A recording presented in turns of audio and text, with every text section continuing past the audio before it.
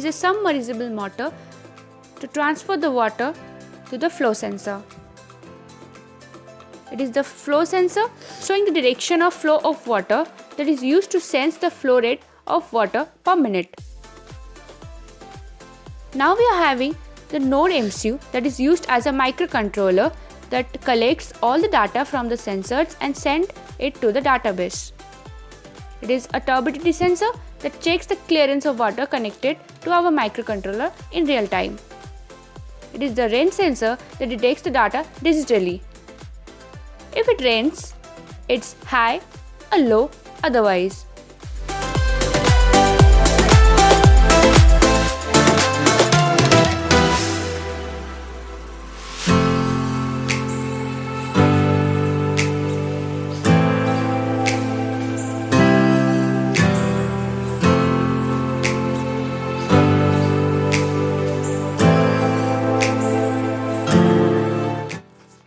Here, we have used an electric water pump to channel water to the flow sensor. The flow sensor consists of a transducer which converts rotational energy to electrical pulses. These pulses are sent to the Node MCU board through jumper wires so that they can be converted to desired units, and there is an LED indicator which glows when the flow exceeds.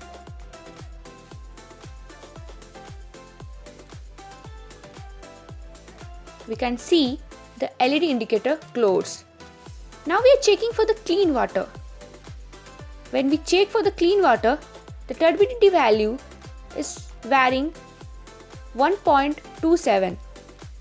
But when we are checking for the muddy water, the turbidity value varies to 0.53. So we can see there is a turbidity difference for the muddy water and the clean water. Here we are plotting the data received from the flow sensor using ThingSpeak server. These are the data collected from the sensor at certain time interval. Here the LED indicator goes low when the flow is normal, and when it exceeds the threshold value, the LED indicator turns on. And here we can see that. These are the data collected from the sensors and stored to our MySQL server. This is our web page where all the received data is displayed and collected data using machine learning algorithms which will predict about the flood.